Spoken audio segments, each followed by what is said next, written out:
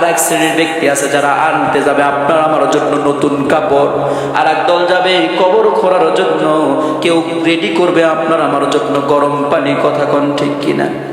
এ মুসলমান ইমানদার আল্লাহর গোলাম, চিন্তা করে দেখেন, ওই লাশটা অন্য কেউ নয়, আমি যখন মৃত্যুবরণ করলাম, শরীরের মধ্যে দামি দামি শাড়ি, দামি দামি গহনা, হাতের মধ্যে দামি আংটি, দামি ঘড়ি, যখন ঘর থেকে বের করবে, ওই ঘরে কিন্তু আর কিয়ামত পর্যন্ত ঢুকাবে না।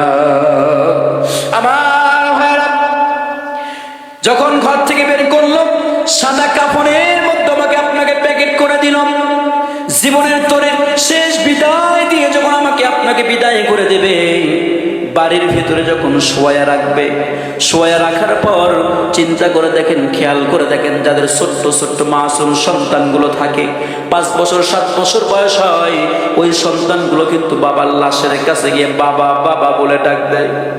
বারবার বাবাকে জাগানোর জন্য চেষ্টা করে, কিন্তু বাবা তো নড়ে না। মায়ের কাছে গিয়ে ডাক দেয়, বলে আম্মু, বাবা কেন নড়ে না, বাবা কেন নড়ে না? বাবাকে এত ডাক দিলাম, ও মা, আমার বাবা কথা বলে না। মা শুধু ফুফায়া ফুফায়া চোখের পানিগুলো ফেলায়া ফেলায়া কাঁদে।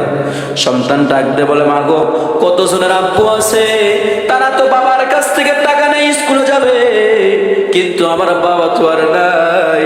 আমি কার কাছ থেকে টাকা নেই, স্কুলে যাব, কে আমাকে মজা এনে দেবে, কে আমাকে নতুন কাপড় এনে দেবে? মা কোনো কথা বলে না। এ মুসলমান ইমানদার আল্লাহর গোলামেরা, একটাবারের জন্য চিন্তা করেন, যখন বাড়ি থেকে লাশটাকে বের করে নিয়ে যাওয়া হয়, ওই সময় সবাই কিন্তু বাড়ির ভেতরে জোরে কেঁদে ওঠে। কতক্ষণ ঠিক কিনা? শেষবারের মতো সবাই কেঁদে ওঠে। লাশটাকে যখন বের করে নিয়ে আসে, সন্তানও কিন্তু ওই খাটিয়ার পিছনে পিছনে যাইতে থাকে। যাইয়া বাবা জানাজার সামনে দাঁড়ায়, জানাজা শেষ করে যখন কবরের দিকে রওনা করে, ওই লাশটাকে নিয়ে কবরে যখন নামা হয়, যাদের সন্তান হুজুর মানুষ, তারা কিন্তু কবরে বাবার মাথার কাছে নামে, বাবাকে কবরের মধ্যে নাইবা দিয়া বাবার মুখের বাঁধনটাকে খুলে দিয়ে বলে, বাবা, তোমাকে যখন কোলে নিয়েছি, এই সময়টা 1 মিনিটও স্থায়ী নয়। ও বাবা, তোমার দেখে গেলাম, এই দেখা হবে কাল কিয়ামতের ময়দানে।